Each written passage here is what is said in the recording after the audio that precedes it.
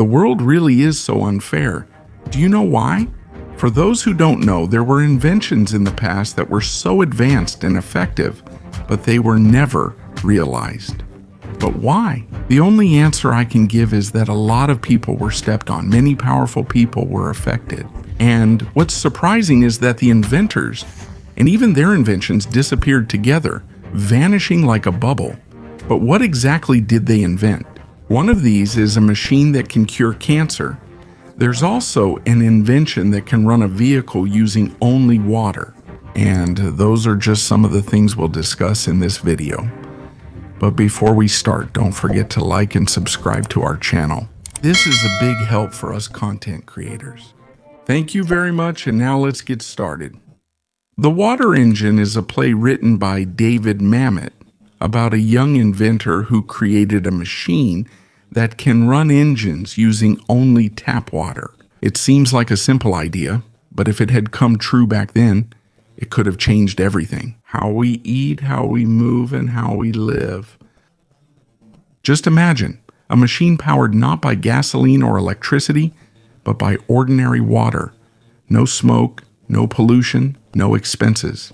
It's like a miracle. But like many inventions like this, it didn't disappear because it didn't work. It disappeared because it worked too well and stepped on the toes of those in power. There were also stories back then that there really was a car that could run using only water as its main fuel. Under the hood, you would see that there's just a water tank and a few parts that convert the simple liquid into energy. It's amazing because instead of expensive gasoline, you would just use water for this. If this was really released and developed, just imagine how big of an impact it would have. We wouldn't have to rely on oil anymore. There would also be no more wars over fossil fuel reserves. There would be no more lines at gas stations, and the economy wouldn't depend on the policies of oil companies. But there's a problem. These inventions that could change the world are being suppressed. Some are being buried. Others are being bought by the wealthy so they won't be released. And sometimes, along with the disappearance of the invention, the person who discovered it also disappears.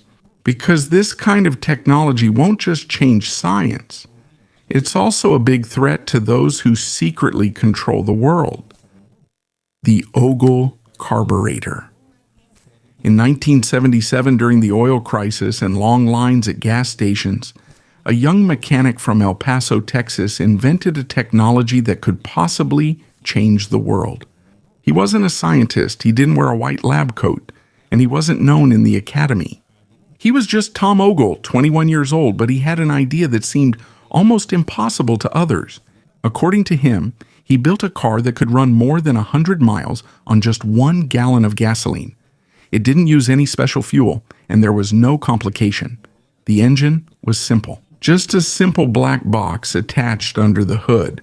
This was called the vapor fuel system. Instead of burning liquid gasoline, the system processes the fuel to become vapor before it enters the engine. The result is more complete combustion, higher efficiency, and almost no waste. Every drop of gasoline is used. And this is not just a theory. This was proven by Ogle himself in front of witnesses, journalists, mechanics, and even ordinary people. He drove his modified Ford Galaxy on a 200-mile round trip, using only 1 gallon of gasoline, no refills, no tricks. Everyone who saw it was truly amazed.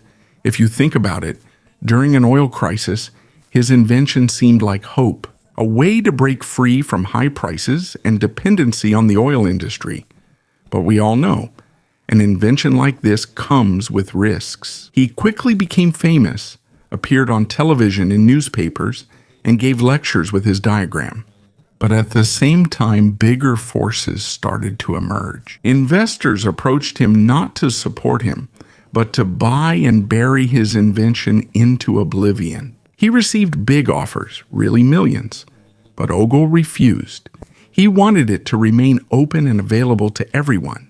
That's where his downfall began. The media went silent, the sponsors disappeared, and he started to feel that he was being followed, and even his garage was being broken into and threatened.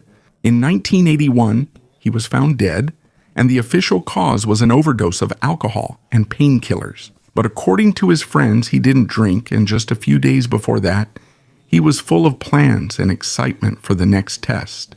He was still young, only 24 years old. Now everything remains at a standstill, and the black box itself, the heart of his invention, has completely disappeared. Some say it was just a hoax, but many believe it was just too unusual. So those in power stopped it. He was just a simple mechanic who could have changed the world, but the world itself said, it's not yet time. In the 1930s, an inventor named Raymond Rife aimed to reach the deeper aspects of life. In other words, he wanted to experiment. He wasn't looking for wealth or fame. All he wanted was to understand how the very root of disease works. He built a microscope that was unlike any that came before. While other scientists needed to use chemical stains to see viruses, Rife made a unique discovery. According to Rife, every disease and every pathogen has its own frequency, a unique signature of vibration. And if the frequency can be tracked and matched to the disease using resonance, it can destroy the disease without the need for surgery or medicine. From this, he built a machine. It looked simple, just a few dials, some tubes, and flashing lights. But the result was remarkable. The cancer cells would suddenly just disintegrate or disappear. The viruses would explode, and patients who had almost no hope of recovery would gradually get better. There are reports that almost 16 terminal patients underwent his therapy. 14 of them were completely cured. He didn't publicize this, nor did he charge his patients millions. He just shared it carefully and quietly, hoping it could help more people. But he was quickly noticed. And when someone noticed, there were those who wanted it gone. Lawsuits came, criticisms followed, and the largest medical organization in America, the American Medical Association, suddenly turned its back on him. His laboratory was also broken into. The notes were stolen. The machines were destroyed. Even the doctors who used to support him suddenly withdrew. Some just disappeared from the public eye. Others had their licenses threatened. Rife's name was stripped of credibility, and his reputation was gradually erased. In 1971, Rife died alone, almost unknown, and labeled a fraud. But even so, traces of his invention remained. Copies of his machine were hidden and used in secret. His books were quietly passed on. So the question is, what if he was right? What if every disease has a sound and every illness has a frequency that can be shattered? And what if the silence that followed him was not because of science, but because of suppression? In a world where disease is big business, a true cure could be the most dangerous invention of all. The water fuel cell. Stanley Meyer's final toast. An ordinary dune buggy drove down a road in Ohio in the 1990s. It didn't look special, thin, almost just skin and bones. But the reason why it became the talk of the town wasn't its design, but what powered it. Water. According to Stanley, he discovered a way to split the water molecule into hydrogen and oxygen using a unique process. He said this wasn't simple electrolysis. In his invention, resonant frequencies are used to split water with almost no energy consumption. The result is a fuel cell that can power a vehicle using only water from the tap, rain, sea, or even melted snow. Carrying his invention, he boldly declared, "This is the future. This is the end of oil, a world where energy is no longer bought or fought over, a time when wars no longer start over oil wells." But such freedom comes at a price. The oil companies, military contractors, and other major interests arrived. He was offered millions of dollars to buy and control the invention, but he refused. He wanted the technology to remain independent and benefit the public. After this, the problems began. Lawsuits came along with criticisms and accusations of fraud. Some said his car was just a trick, but no one, not even the critics, was able to duplicate his exact process. The entire plan mysteriously disappeared. In 1998, while coming out of a restaurant, he suddenly shouted.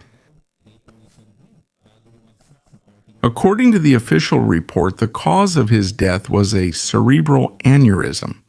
But for those close to him, that wasn't believable. A few hours before he died, he was energetically talking about his invention. Now, all that's left are a few pieces of blueprints, some patents, and old videos of his vehicle running on a tank of water.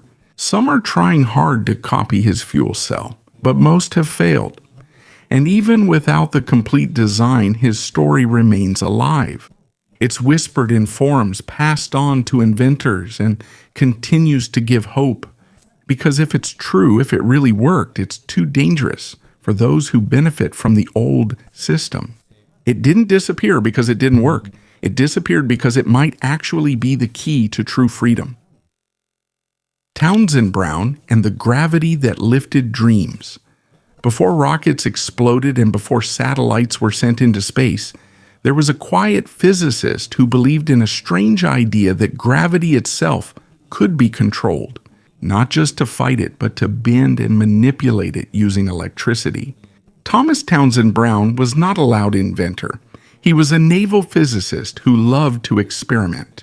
And in his simple experiments using high-voltage capacitors, he noticed something unusual. When he angled it in the right position, it suddenly moved. It wasn't an accident, it wasn't just weak, but a clear and repeated lifting. He called it electrogravitics. From the 1920s to the 1930s, he started building devices that could float in the air using what seemed like an invisible force. For Brown, this wasn't just simple thrust or air from electricity. This was gravity itself responding to electric fields. If true, this would mean more than just airplanes flying. It would mean freedom from the limitations of weight and distance. By the 1950s, he caught the attention of the American military. There was funding, secret projects, and experiments in black budget labs. Brown himself demonstrated disc-shaped craft that floated and glided silently through the air. Papers were written about this, but it was quickly classified and hidden. To the public, after a few years, it seemed like everything suddenly disappeared. The funding disappeared, the projects were shut down, and Brown returned to private experimentation. When he died, mainstream science declared that all of his theories were wrong or just made up. But for those who witnessed his demonstrations firsthand, their experience was different. They said the force was too strong, too smooth, and too unusual to be called simple ion wind. Until now, his patents and diagrams are still recorded, but no public organization has ever tried to rebuild his designs. Some say the military continued it under a more secret project. Others believe that the technology is too dangerous or too powerful to be released to the public. Because think about it, if you can control gravity, that means you can control everything that rests on it. Cars, airplanes, national borders, and even more. And with this kind of power, it's no wonder why it suddenly disappeared from the spotlight. Tesla's Wardenclyffe Tower, the light that was never sold. Nikola Tesla, the inventor often called ahead of his time, wasn't just someone who built machines that spark lightning. What he was truly after was much bigger. A world where energy is free and limitless, flowing directly from the earth and the sky and transmitted to distant places. In Long Island, New York, he built a massive structure, the Wardenclyffe Tower. For most people, they thought it was just a radio tower. But Tesla's goal was beyond that. He believed that electricity could be transmitted through the air and the earth itself, covering the entire planet. He called it radiant energy. In his notes, he drew cities brightly lit without wires, vehicles powered by energy from the sky, and a world that no longer needed to rely on oil, coal, or even power plants. But this kind of idea came with a question from his main investor, the industrialist, J.P. Morgan. After seeing the progress of the project, he asked, "If everyone can get electricity, where do we put the meter?" And that's where the end began. Morgan suddenly cut the funding and other investors started to back out. Tesla, who refused to compromise, eventually fell into poverty while still trying to build his dream. In 1917, the tower was destroyed and sold as scrap. The laboratory burned out and never lit up again. In the following years, Tesla lived in poverty. Alone in his rented room, he fed pigeons and wrote equations that no one else read. In 1943, he died with almost nothing left.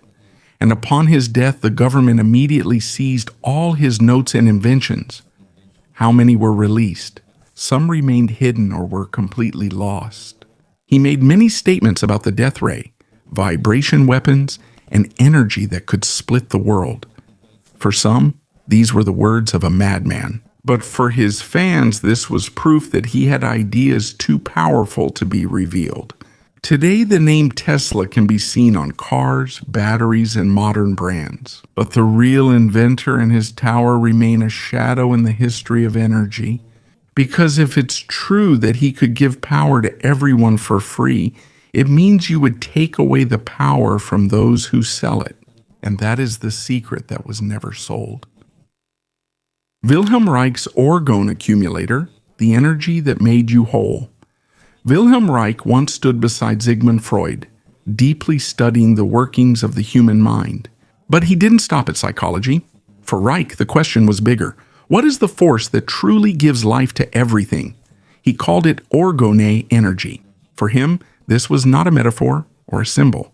It was a real blue energy that flows through the sky, in nature, and even in the human body. According to him, you can feel it, you can see it if you know how, and it can be used for healing. From this, he created a unique invention, the Orgone accumulator. It's a box made of alternating layers of metal and organic material. It looks simple, just a small chamber that a person can sit in. But according to those who used it, the effects are unusual. Some felt warmth, others suddenly cried as if a burden was lifted from their hearts. Some even claimed that their tumors gradually shrank. For Reich, Orgone is like a natural battery of life. It's a force that can heal the body and cure illnesses, from depression to cancer. He didn't sell it as a miracle. He didn't call it holy.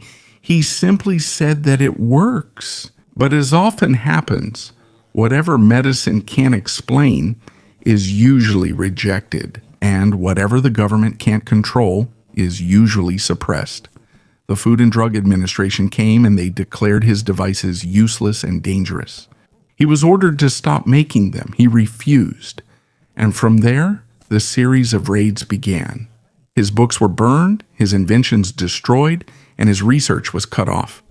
In the end, Reich was imprisoned for contempt of court. In 1957, he died in prison, according to the official report, of heart failure. But for some, there was a deeper reason. After his death, his notes were closed and sealed for several decades.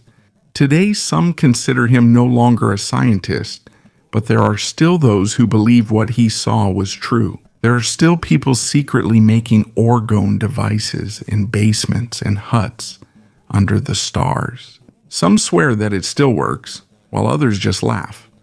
But the question remains open. What if he was right? What if the energy we've long ignored, the very air that weaves around us, is the source of everything? And what if there was someone who once proved this and was silenced? Cold fusion fire at room temperature. In March 1989, two chemists, Martin Fleischmann and Stanley Ponce, faced the world and made a statement that shook the entire field of physics. According to them, they discovered a way to achieve nuclear fusion not inside the sun or stars, but on a simple laboratory table at room temperature. They called it cold fusion. If true, this would be the holy grail of energy, cheap, clean, almost limitless, and enough to provide electricity to the whole world without smoke, without radioactive waste, and without wars for oil. In their demonstration, they showed a palladium rod submerged in heavy water. They passed electricity through it and heat came out, more than what should have been produced from the electricity that was put in. In other words, it seemed like extra energy was appearing out of nowhere. This was immediately reported all over the world.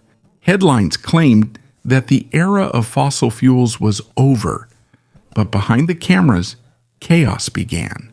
Many laboratories tried to replicate the experiment.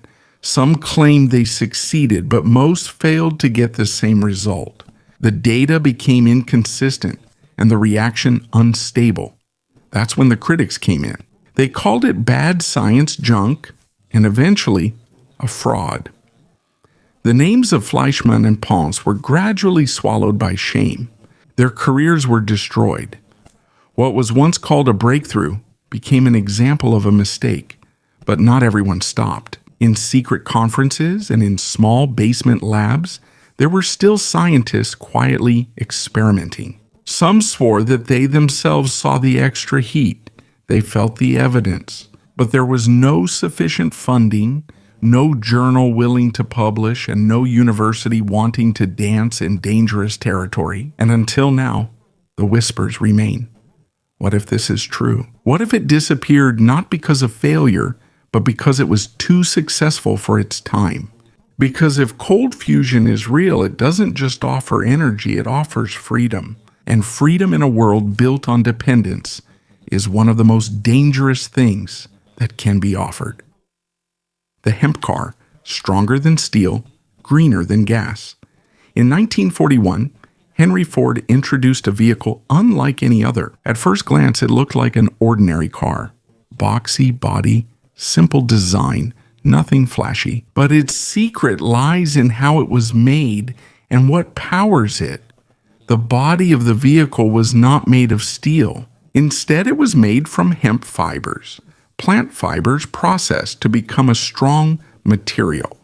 The result is, it's lighter than steel but 10 times stronger. And not only that, even its fuel comes from hemp, a clean biofuel that can burn with almost no pollution. Ford himself even demonstrated it to the public. He hit the car with a sledgehammer, and instead of getting dented, the hammer just bounced off. A clear proof of the material's durability. In fact, this was the answer to the two biggest pillars of the industry at that time: steel and gasoline. In an instant, Ford showed that a future not dependent on mining and oil, but on farms, was possible. An economy where farmers provide the energy and roads are paved not by smoke, but by nature. But this kind of dream did not last. War broke out, the demand for oil increased, and hemp, often associated with a negative image and fear, was eventually banned by the government. The technology was gradually set aside, factories closed down, and the blueprint of the hemp car was left hidden. Now only a few old photographs remain, black and white shots of an inventor holding a hammer, smiling, proving that plants can change the future. But the question remains, what if that was the path we took? What if every vehicle ran on clean biofuel? What if every road wasn't covered in pollution, but instead watched over by gardens? The hemp car isn't just an experiment. It's a rebel against the industry, and a reminder that sometimes the cleanest answer is also the one that's buried first. The Coral Castle, 1 man, 1,000 tons.